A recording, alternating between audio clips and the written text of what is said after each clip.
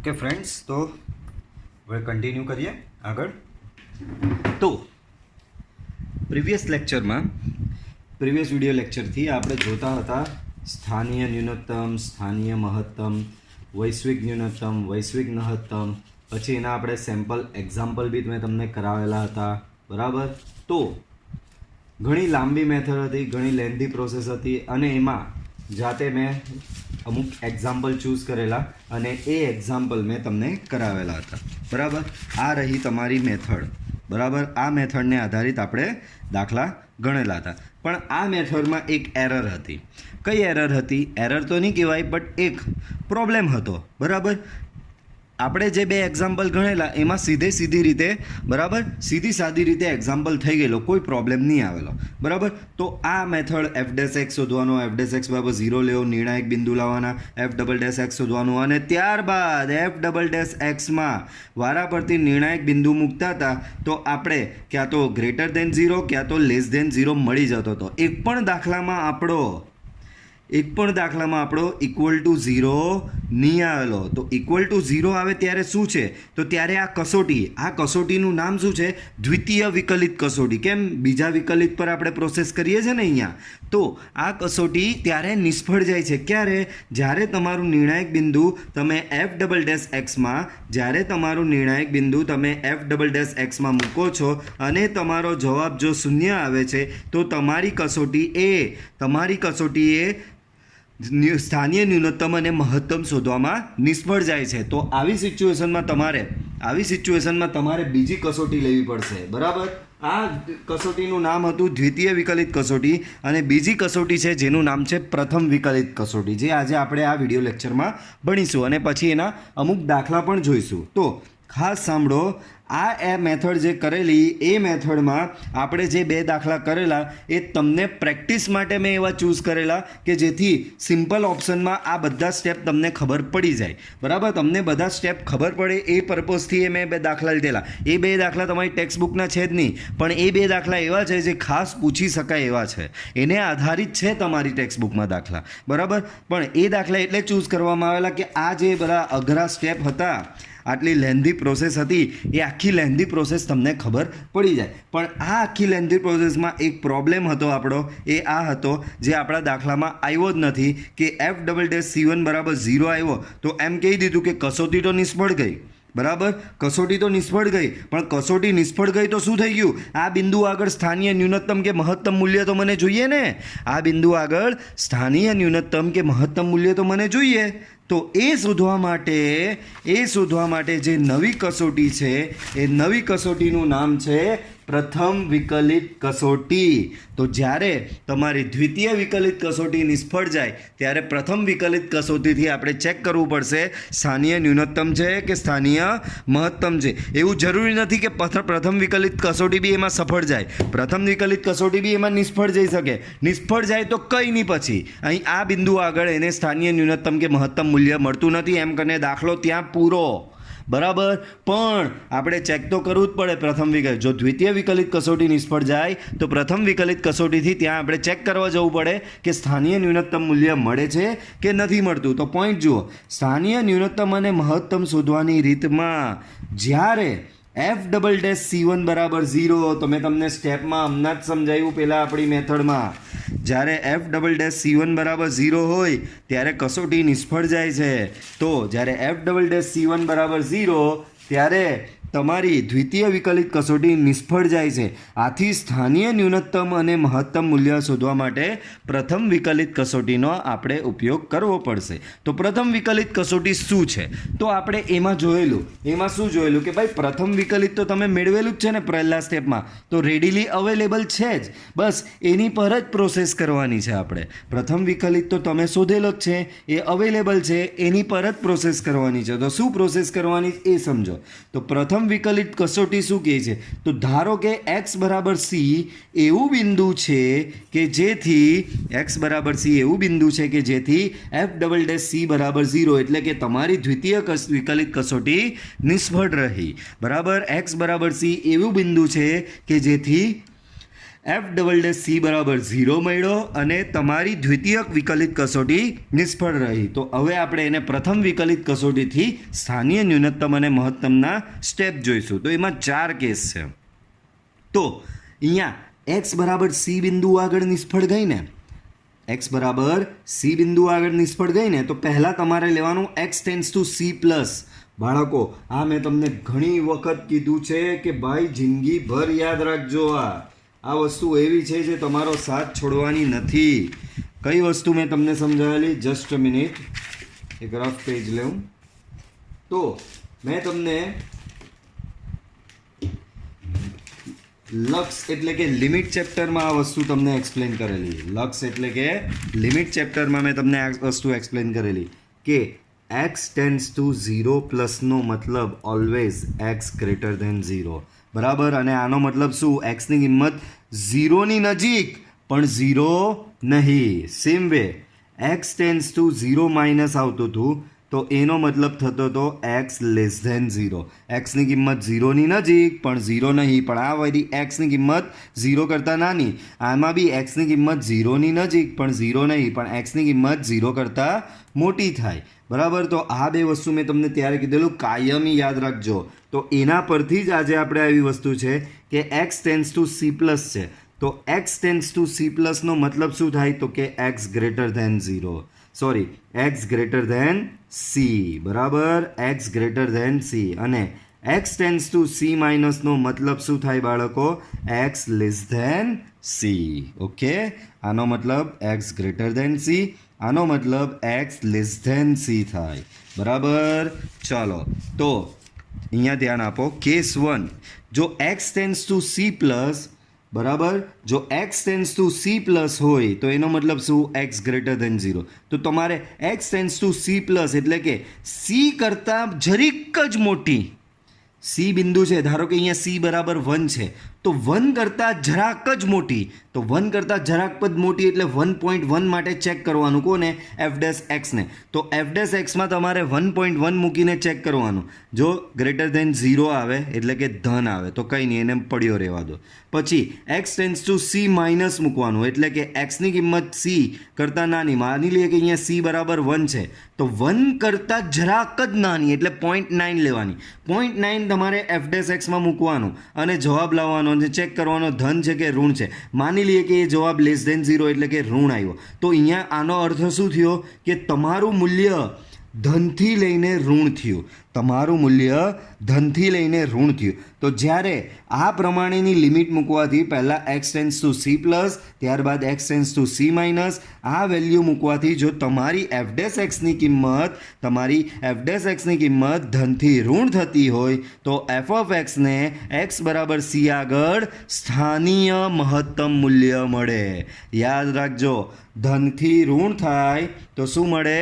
સ્થાનીય મહત્તમ મૂલ્ય મળશે. સેમ એ જ પ્રમાણે પાછું x tends to c plus જ યાદ રાખજો. પહેલાં x tends to c plus એટલે કે જો તમારું આ બિંદુ 1 હોય તો અહીંયા 1 પ્લસ 1 માઇનસ, અહીંયા બિંદુ -1 હોય તો -1 પ્લસ -1 માઇનસ કિંમત લેવી પડે. અને -1 પ્લસ આમાં મૂકું, માની લઈએ કે એ જવાબ ઋણ આવે છે. અને ત્યારબાદ c માઇનસ એટલે કે -1 માઇનસ મૂકું તો માની લઈએ કે એ જવાબ ધન આવે છે. એટલે કે તમારી કિંમત ઋણથી લઈને ધન થાય છે. જો તમારી કિંમત ઋણથી લઈને ધન થતી હોય તો શું કહેવાય? f(x)ને x બરાબર c આગળ સ્થાનીય ન્યૂનતમ મૂલ્ય મળે છે એમ કહેવાય. યાદ રાખજો, જો f'(x) ધનથી ઋણ થાય તો સ્થાનીય મહત્તમ, અને f'(x) ઋણથી લઈને ધન થાય તો સ્થાનીય ન્યૂનતમ. હવે એવી સિચ્યુએશન આવી ગઈ કે c પ્લસ મૂકવાથી બી ધન મળે, c માઇનસ મૂકવાથી બી ધન મળ્યો. એનો મતલબ ચિહ્ન બદલાયું જ નહીં. આમાં કેવું? પ્લસનું માઇનસ થયું, માઇનસનું પ્લસ થયું. આમાં શું થયું? પ્લસ, આમાં બી પ્લસ આવ્યું, આમાં બી પ્લસ આવ્યું, બંને જ ધન આવ્યું. એનો મતલબ મૂલ્ય બદલાયું નહીં, એટલે કે એનું ચિહ્ન બદલાયું નહીં. અહીંયા મૂલ્ય એટલે કે એકચ્યુઅલીમાં તમને કહેવા માંગુ છું, એનું ચિહ્ન બદલાયું નહીં.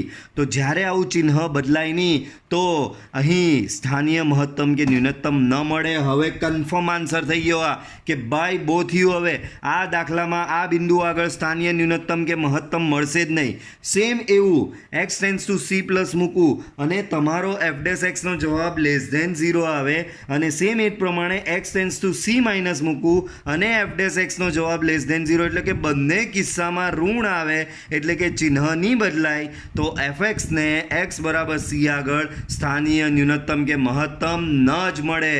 બરાબર, સ્થાનીય ન્યૂનતમ કે મહત્તમ મૂલ્ય મળશે નહીં. તો બહુ જ સિમ્પલ વસ્તુ છે.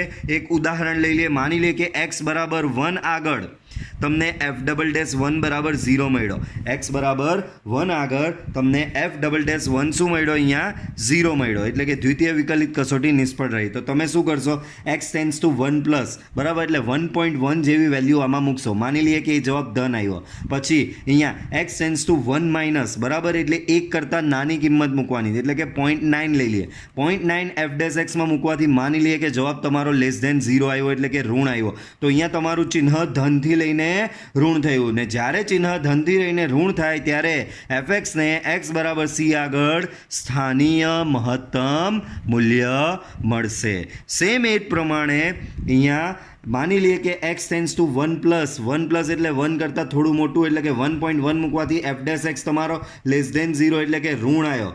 સેમ એ જ પ્રમાણે એક્સ ટેન્સ ટુ 1 માઇનસ મૂકવાથી એફ ડેશ 1 એટલે કે એફ ડેશ 1 એટલે કે બરાબર એફ ડેશ એક્સ એમાં 1 કરતાં થોડી નાની, એટલે 0.9 મૂકવાથી તમારો જવાબ ધન આવ્યો, એટલે કે ચિહ્ન તમારું ઋણથી ધન થયું. તો ઋણથી ધન થાય તો એફ એક્સને એક્સ બરાબર સી આગળ સ્થાનીય ન્યૂનતમ મૂલ્ય મળશે. સેમ એ જ પ્રમાણે 1 પ્લસ ને 1 માઇનસ મૂકવાથી જો બંને ફેરી ધન જ રહ્યા તો સ્થાનીય ન્યૂનતમ કે મહત્તમ નહીં મળે, કે બંને ફેરી ઋણ જ રહ્યા તો બી સ્થાનીય ન્યૂનતમ કે મહત્તમ મળશે નહીં. તો આ થઈ ગઈ તમારી પ્રથમ વિકલિત કસોટી. ચલો હવે બધા મિક્સ દાખલા આવશે. રકમ પર ખાસ ધ્યાન રાખવી. રકમ પર તમારે ખાસ ધ્યાન રાખવું પડશે, કારણ કે શું શોધવાનું છે એ તમારે ત્યાંથી જજ કરવાનું રહેશે. બધું જ શોધવાનું નહીં કહેશે દરેક ફેરી. બધું જનો મતલબ કે સ્થાનીય ન્યૂનતમ, સ્થાનીય મહત્તમ, વૈશ્વિક ન્યૂનતમ, વૈશ્વિક મહત્તમ બધું શોધવાનું નહીં કીધું હશે. બીજો પોઈન્ટ યાદ રાખજો, મેં તમને સમજાવેલો હતો કે સંવૃત અંતરાલ આપેલો હોય તો જ વૈશ્વિક ન્યૂનતમ કે મહત્તમ મૂલ્ય શોધવા જવું. વિવૃત અંતરાલ કે x belongs to R K કંઈ જ નહીં આપેલું હોય તો તમારે વૈશ્વિક ન્યૂનતમ કે મહત્તમ મૂલ્ય શોધવા જવાનું નથી. ચલો તો ઉદાહરણ 26 થી શુભ શરૂઆત કરીએ દાખલાની. એફ ઓફ એક્સ બરાબર એક્સ સ્ક્વેર, ને જો એક્સ બિલોંગ્સ ટુ આર, અહીંયા જ ખડ્ડાઈ ગયું. કેમ ખડ્ડાઈ ગયું? તો કે ભાઈ સંવૃત અંતરાલ આપ્યો નથી. સંવૃત અંતરાલ આપ્યો નથી એટલે તમે વૈશ્વિક ન્યૂનતમ કે મહત્તમ મૂલ્ય શોધી શકો નહીં. તો બાળકો અહીં એફ ઓફ એક્સ બરાબર એક્સ સ્ક્વેર અને સાથે શું આપેલું છે? X belongs to R. આપણે તો આપણા સ્ટેપ ફોલો કરવાના. સ્ટેપ તમને એક વખત પાછા રિમાઇન્ડ કરાવું, યાદ કરાવું, બરાબર, બધું યાદ કરાવવું પડે તમને, કે સ્ટેપ ખોવાઈ ગયા, મળતા નથી. આ રહ્યા સ્ટેપ. ઓકે, તો સ્ટેપ એક વખત યાદ કરાવી લઉં. સ્ટેપ યાદ હોય તો પહેલું સ્ટેપ શું છે? એફ ડેશ એક્સ બરાબર, પછી એફ ડેશ એક્સ બરાબર 0. આટલું તો યાદ છે ને, વાંધો નહીં. ચાલો તો પહેલું શું કરવાનું બાળકો? એફ ડેશ એક્સ શોધવાનું. બાળકો આના પરથી એફ ડેશ એક્સ તમે શોધો, એક્સ સ્ક્વેરનું વિકલન શું થશે બાળકો? તો કે 2x. પછી યાદ હોય તો નેક્સ્ટ સ્ટેપમાં આપણે હેડિંગમાં લગાવવાનું છે. હેડિંગમાં શું લખવાનું છે? નિર્ણાયક બિંદુઓ માટે, બરાબર, નિર્ણાયક બિંદુઓ માટે. નિર્ણાયક બિંદુઓ માટે યાદ હોય તો એફ ડેશ એક્સ બરાબર 0 લેતા હતા. એનો મતલબ 2x બરાબર 0 લેવાનું. એનો મતલબ તમને અહીંયા x બરાબર 0 મળ્યું. બરાબર, 0 તમારો આરમાં સમાયેલો જ છે. બરાબર, ચાલો, એટલે કે આથી નિર્ણાયક એક જ બિંદુ મળ્યું, નિર્ણાયક બિંદુ x બરાબર 0. નેક્સ્ટ હેડિંગ લગાવવાનું. શું હેડિંગ લગાવવાનું? તો કે સ્થાનીય ન્યૂનતમ એન્ડ મહત્તમ માટે. તો કે એનું સ્ટેપ યાદ કરો. એનું સ્ટેપ શું હતું? તો કે એનું સ્ટેપ કંઈક આવું હતું કે તમારે એફ ડબલ ડેશ એક્સ શોધવું પડશે. તો એફ ડેશ એક્સ તમારો કાં છે યાદ કરો? આ રહ્યો એફ ડેશ એક્સ 2x છે. તો એફ ડેશ એક્સ તમારો બાળકો 2x છે. આના પરથી તમને એફ ડબલ ડેશ એક્સ શું મળશે? તો કે આનું વિકલન 2 થશે. બરાબર. ચાલો પછી અંદર સબ ફૂદડી નાનું ફૂદડું પાડવાનું અને આપણું નિર્ણાયક બિંદુ કયું હતું? એક્સ બરાબર 0. એક્સ બરાબર 0 માટે. બરાબર. ચાલો તો એક્સ બરાબર 0 માટે એફ ડબલ ડેશમાં મૂકવાનું. એફ ડબલ ડેશ 0 અલા 2 છે, અહીંયા એક્સ છે જ નહીં, તો જવાબ 2નો 2 જ રહેશે. Greater than 0. ગ્રેટર ધેન 0 આવે તો શું મળે? સ્થાનીય ન્યૂનતમ મળે. આમ એફને એક્સ બરાબર 0 આગળ સ્થાનીય ન્યૂનતમ મૂલ્ય મળે. પણ આ તો નક્કી થયું કે સ્થાનીય ન્યૂનતમ મૂલ્ય મળે. એ મૂલ્ય શું? તો એ મૂલ્ય કેવી રીતે શોધશો તમે? વિધેયમાં એ બિંદુ મૂકીને મળે. હવે એફ ઓફ 0 આમાં 0 મૂકો તો 0 સ્ક્વેર ઇક્વલ ટુ 0. આમ એફનું એક્સ બરાબર 0 આગળનું સ્થાનીય ન્યૂનતમ મૂલ્ય એફ ઓફ 0 બરાબર 0. તો લ્યો નિર્ણાયક બિંદુ જ પતી ગયા. બરાબર. નિર્ણાયક હવે બીજું બિંદુ જ નથી તો આગળ કંઈ દાખલો વધે જ નહીં. તો તમને સ્થાનીય ન્યૂનતમ મૂલ્ય મળી ગયું પણ હવે બિંદુ છે જ નહીં, એનો મતલબ સ્થાનીય મહત્તમ મૂલ્ય મળે નહીં. જો અહીંયા તમને શોધવાનું કીધેલું મહત્તમ, પણ હવે તમારી પાસે એક નિર્ણાયક બિંદુ હતું એના પર તમે શોધી નાખ્યું ને એના પર તમને સ્થાનીય ન્યૂનતમ મૂલ્ય મળી ગયું. બરાબર. તો અહીં સ્થાનીય મહત્તમ મૂલ્ય ન મળે, તમને મળશે નહીં. કેમ? બીજું નિર્ણાયક બિંદુ જ નથી. એક નિર્ણાયક હતું એના પર સ્થાનીય ન્યૂનતમ આવી ગયું. That's it. હવે માનાંકવાળો ભાઈ, માનાંકવાળા દાખલાના હું તમને એક સ્પેશિયલ મેથડ આપીશ. માનાંકવાળો દાખલો આવે ત્યારે આપણા બધા સ્ટેપ તમારે ભૂલી જવાના. જો એ રીતે કરશો તો તમને દાખલો ગણવાની બી મજા આવશે અને દાખલાનો જવાબ તરત જ એકદમ ક્વિકલી આવી જશે. બરાબર. તો જો વિધેય એફ ઓફ એક્સ બરાબર mod X X belongs to આરના મહત્તમ તથા ન્યૂનતમ મૂલ્યનું અસ્તિત્વ હોય તો તે શોધો. બરાબર. એક્સ બિલોંગ્સ ટુ આર છે. બરાબર. સંવૃત અંતરાલ આપેલો નથી, એનો મતલબ વૈશ્વિક ન્યૂનતમ કે મહત્તમ શોધવા જવાનું નહીં. સ્ટેપ ભૂલી જવાના છે બધા. સ્ટેપ કેમ ભૂલી જવાના? તો કે માનાંક આપેલો જ. મેં કીધું માનાંક આપેલો હોય ત્યારે આપણે આપણા સ્ટેપ ભૂલી જવાના છે. ચાલો વાંધો નહીં. તો સર મેથડ શું? તો કે જુઓ આગળ. તો અહીંયા બાળકો તમને બધાને ખબર છે. શું ખબર છે? તો કે એવું ખબર છે કે કોઈ પણ સંખ્યા માનાંક એ હંમેશા તમને ધન મૂલ્ય આપે. અંદર -2 નાખો તો બી જવાબ +2 આવે, +2 નાખો તો બી જવાબ +2 આવે. બરાબર. તો માનાંક જે હોય તે ઓલવેઝ ગ્રેટર ધેન 0 જ હોય. અહીંયા મોડ એક્સ આપેલો હતો તો મોડ એક્સ તો ઓલવેઝ ગ્રેટર ધેન 0 જ હોય. પણ મોડ એક્સ બરાબર તમારો એફ ઓફ એક્સ છે. તો મોડ એક્સ બરાબર શું છે બાળકો? F of X. તો તમને અહીંયા દાખલો પૂરો થઈ ગયો.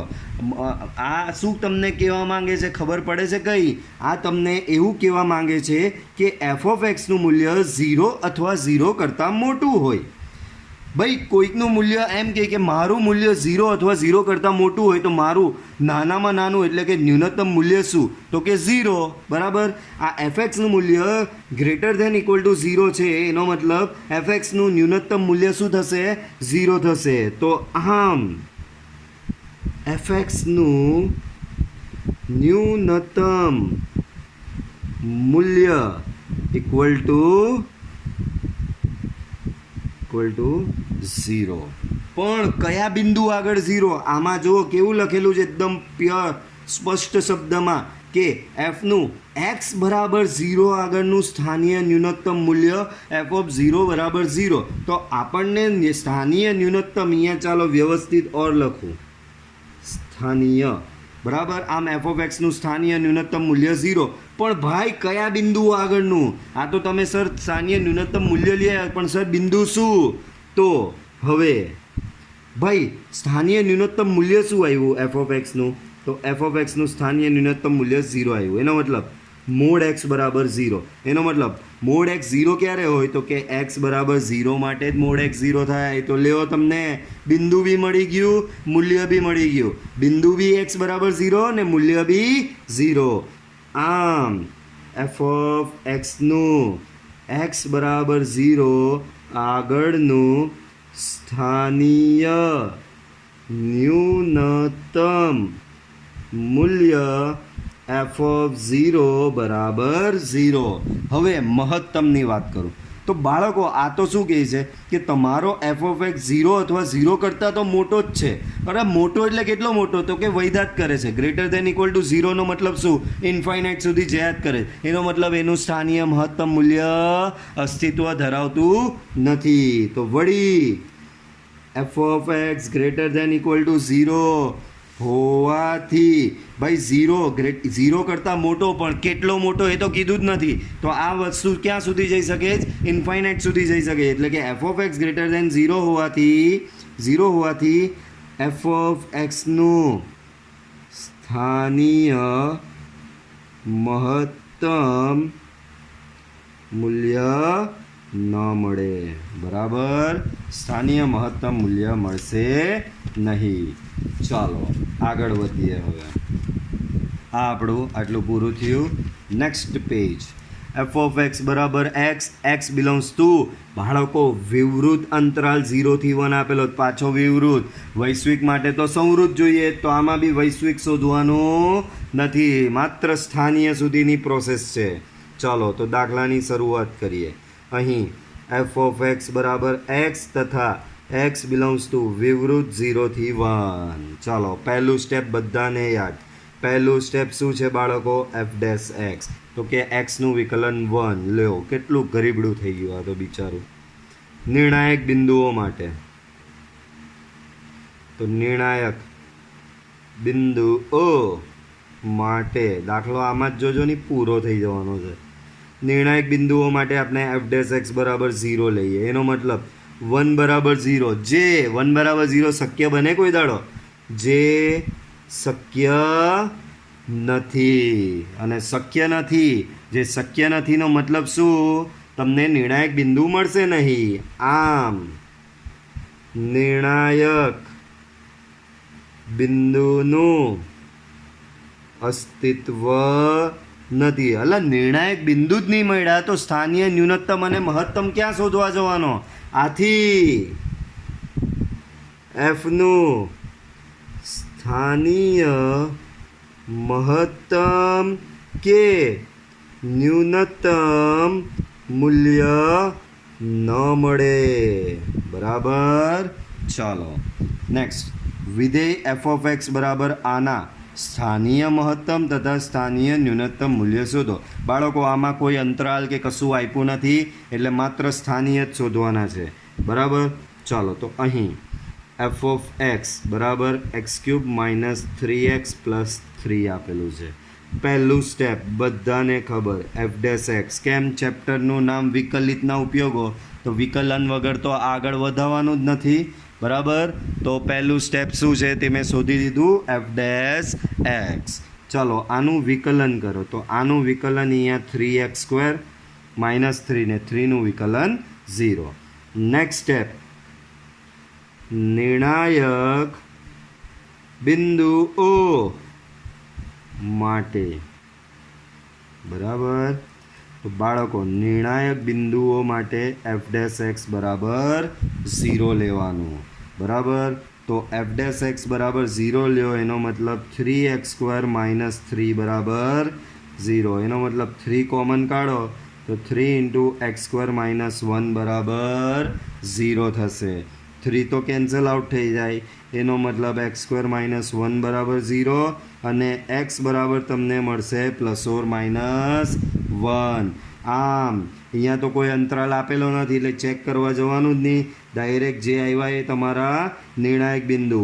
આમ નિર્ણાયક બિંદુઓ કયા આવ્યા? x બરાબર એક તો 1 ને બીજો -1 આવ્યા. આ તમારા આવી ગયા નિર્ણાયક બિંદુઓ.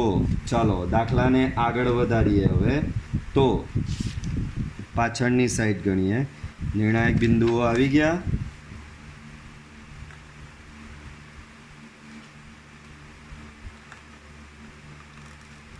ચાલો, નિર્ણાયક બિંદુઓ તમારા હવે આવી ગયા છે. હવે હેડિંગ લગાવવાનું સ્થાનીય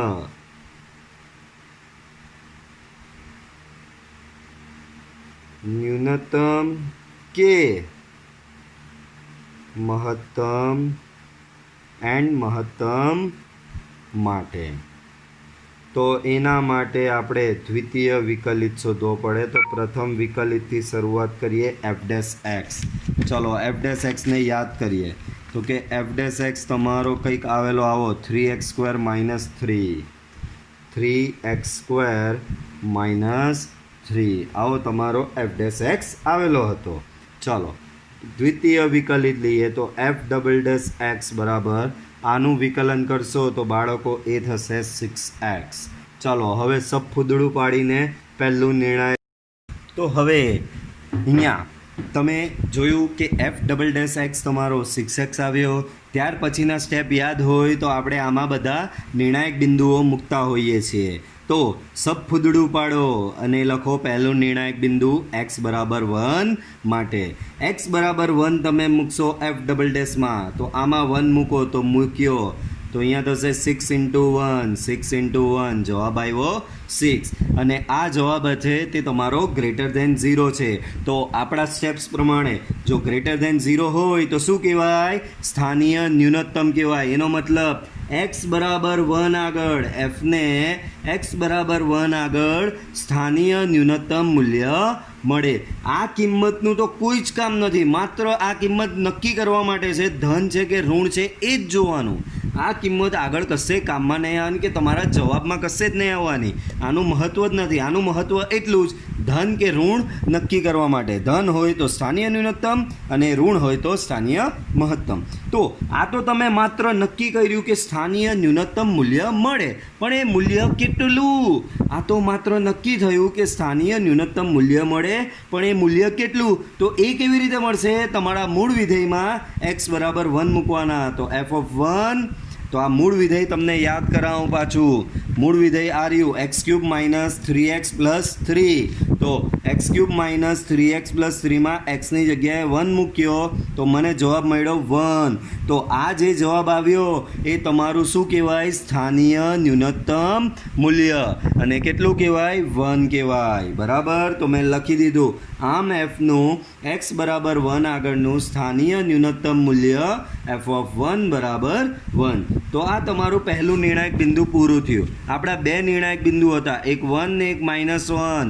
બરાબર, તો ચાલો x બરાબર -1 માટે પાછું એફ ડબલ ડેશ એક્સમાં એક્સની જગ્યાએ -1 મૂકવાનો. તો મેં -1 મૂક્યો.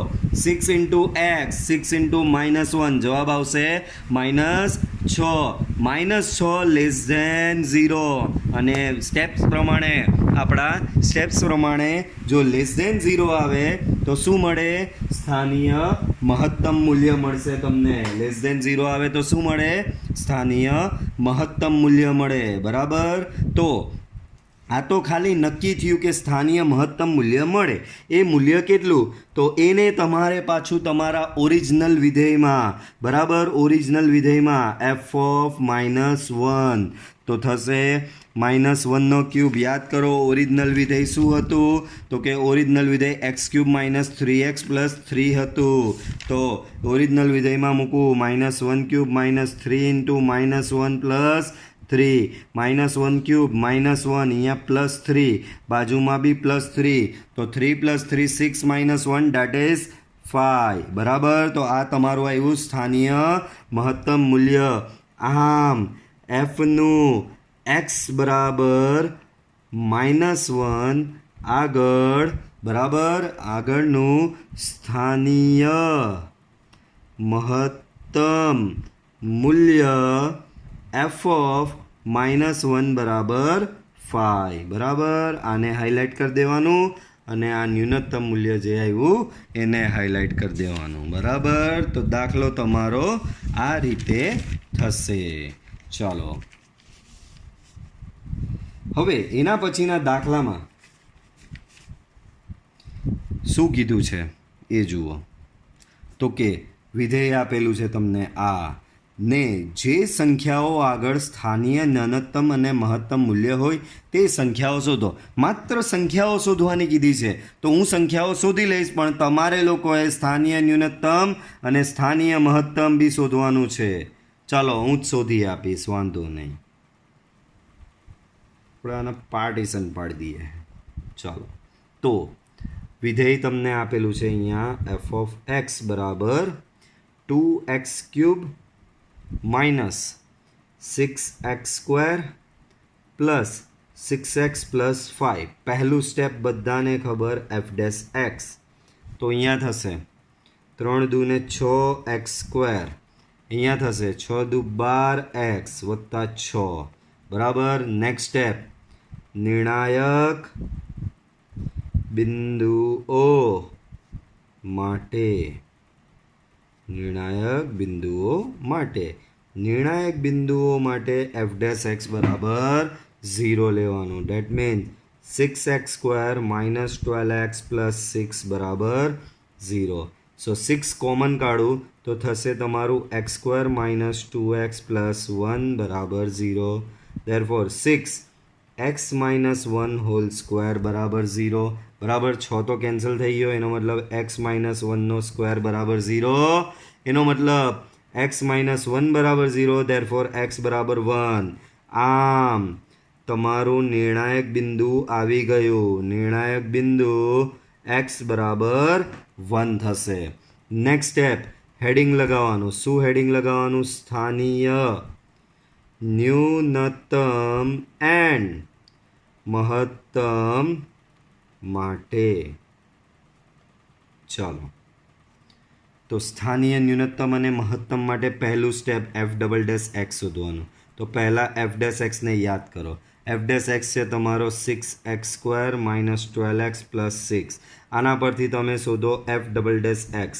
એફ ડબલ ડેશ એક્સ આનો થશે 12x માઇનસ 12 ને 6નું વિકલન તો 0 થશે બરાબર. તો એફ ડબલ ડેશ એક્સ તમને મળી ગયો. હવે સબફૂદડું પાડીને શું કરવાનું યાદ કરો? નિર્ણાયક બિંદુનું હેડિંગ આપવાનું x બરાબર 1 માટે.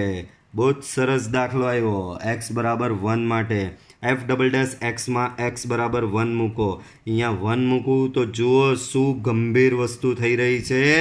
0. ડેટ મીન્સ અહીંયા લેસ ધેન બી નહીં આવ્યું, લેસ ધેન 0 બી નહીં કહેવાય, ગ્રેટર ધેન 0 બી નહીં કહેવાય. એનો મતલબ કસોટી નિષ્ફળ ગઈ.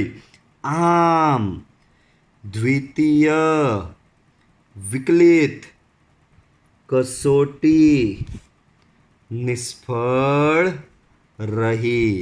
ચલો, તો હેડિંગ મારો. દ્વિતીય વિકલિત કસોટી નિષ્ફળ જાય તો આપણે કઈ કસોટી વાપરીએ? જ પ્રથમ વિકલિત કસોટી. તો હેડિંગ લગાવું છું પ્રથમ વિકલિત કસોટી. ચાલો, તો બિંદુ તમારું કયું હતું? x બરાબર 1. આની આજુબાજુ આખું રમવાનું છે. ચાલો, તો બિંદુ તમારું x બરાબર 1 છે. તો પહેલાં મેં કીધેલું તેમ x ટેન્સ ટુ 1 પ્લસ લેવાનું બરાબર, અને ત્યારબાદ તમારે લેવાનું x ટેન્સ ટુ 1 માઇનસ બરાબર. 1 માઇનસ 1 પ્લસમાં મેં કીધેલું એટલે તમારે ખાલી એક ઇમેજિન કરવાનું. 1 પ્લસ એટલે એક કરતાં મોટું, એક કરતાં મોટી નજીકની સંખ્યા 1.1 લઈ લેવાની. ચલો, તો એફ ડેશ એક્સમાં પ્રથમ વિકલિત કસોટી છે એટલે પ્રથમ વિકલન લાવવું પડશે બરાબર. પ્રથમ વિકલન કંઈ આવું છે. આમાં ખાલી અહીંયા બાળકો ઓરિજિનલ આવ્યું પ્રથમ વિકલન તમારું 6 into x minus 1 whole square. તો એ બી લખી જ દઉં છું અહીંયા 6 into x minus 1 whole square. બાળકો 1.1 આમાં મૂકો તો 1.1 માઇનસ 1 તો 0.1નો વર્ગ, તો બધું ધન જ થવાનું છે. તો અહીંયા તમારું એફ ડેશ એક્સ શું થયું બાળકો? Greater than 0. હવે એક્સ ટેન્સ ટુ 1 માઇનસ લો. 1 માઇનસ એટલે એક કરતાં નાની, એક કરતાં થોડીક જ નાની 0.9 લો. 0.9 માઇનસ 1 તો માઇનસ 0.1, પણ બહાર વર્ગ છે એટલે એ તો ધન જ થઈ જશે. એનો મતલબ આ કેસમાં બી તમારો એફ ડેશ એક્સ ધન આવ્યો. આનો મતલબ યાદ કરો, ચિહ્ન ધન પરથી ધન જ રહ્યું. એનો મતલબ ચિહ્ન બદલાતું નથી અને ચિહ્ન બદલાય નહીં. યાદ કરો, ધનથી ઋણ તો સ્થાનીય મહત્તમ.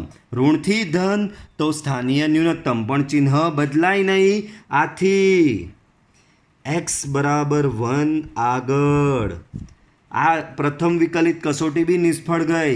બરાબર. આથી x બરાબર 1 આગળ સ્થાનીય ન્યૂનતમ કે મહત્તમ મૂલ્ય ન મળે. બરાબર. તો આ દાખલો તમારો આ રીતે અહીંયા પૂરો થાય છે. તો અહીં x બરાબર 1 ને નતિ બિંદુ કહેવાય. બરાબર. જ્યારે કોઈ બિંદુ આગળ તમને સ્થાનીય ન્યૂનતમ કે મહત્તમ ન મળે ત્યારે એ બિંદુને નતિ બિંદુ તરીકે ઓળખવામાં આવે છે. બાળકો પાછો માનાંક આવ્યો. યાદ કરો, માનાંક માટેની મેં તમને સ્પેશિયલ મેથડ આપેલી છે, એકદમ સ્પેશિયલ અલગ. બરાબર. તો બાળકો એ જ મેથડ કરીએ. અહીં માનાંક એક્સ, તો કે માનાંક એક્સ બધાને ખબર mod x greater than equal to 0. પણ અહીં તો મોડ એક્સ પ્લસ 3 આપેલું, તો કંઈ વાંધો નહીં, બંને બાજુ +3 આપી દો. તો અહીંયા +3 સામે 0 + 3 તો 3 જ થશે. બરાબર. પણ આ તમારું શું થઈ ગયું હવે? F of X. તો F of x greater than equal to 3. એનો મતલબ તમારા વિધેય એફ ઓફ એક્સની કિંમત 3 અથવા 3 કરતાં મોટી, એટલે કે 3થી લઈને ઇન્ફાઇનાઇટ. આનો મતલબ લ્યો, આ દાખલામાં લખી જ દઉં. આનો મતલબ શું બાળકો? તો 3 laser equal to f of x laser equal to infinite. તો આનું ન્યૂનતમ મૂલ્ય 3, મહત્તમ મૂલ્ય ન મળે. ઇન્ફાઇનાઇટ એ કોઈ મૂલ્ય નથી, એ તો અનંત આપણે આપેલું છે. એ તો મૂલ્ય આગળ જયા જ કરે છે, એ કોઈ ફિક્સ મૂલ્ય નથી. તો આમ એફનું સ્થાનીય ન્યૂનતમ મૂલ્ય, ન્યૂનતમ શું આવ્યું? 3. પણ કયા બિંદુ આગળ? તો એના માટે તમારે આ જે મૂલ્ય આવ્યું, એટલે કે તમારે એફ ઓફ એક્સ બરાબર જે મૂલ્ય આવે તે લેવાનું. પણ એફ ઓફ એક્સ તમારો શું છે? 3 + મોડ એક્સ છે. બરાબર. 3 કેન્સલ, એનો મતલબ મોડ એક્સ બરાબર 0. બરાબર. મોડ એક્સ બરાબર 0 એનો મતલબ એક્સ બરાબર 0. બરાબર. આમ એફનું એક્સ બરાબર 0 આગળનું સ્થાનીય ન્યૂનતમ મૂલ્ય બરાબર 3. બરાબર. તો આ પ્રોસેસ શેના માટે કરી? તમને ભાઈ સ્થાનીય ન્યૂનતમ મૂલ્ય તો મળી ગયેલું, પણ કયા બિંદુ આગળનું એ તો શોધવું પડે ને. તો આ પ્રોસેસ એના માટેની છે. ક્લિયર? ચાલો એના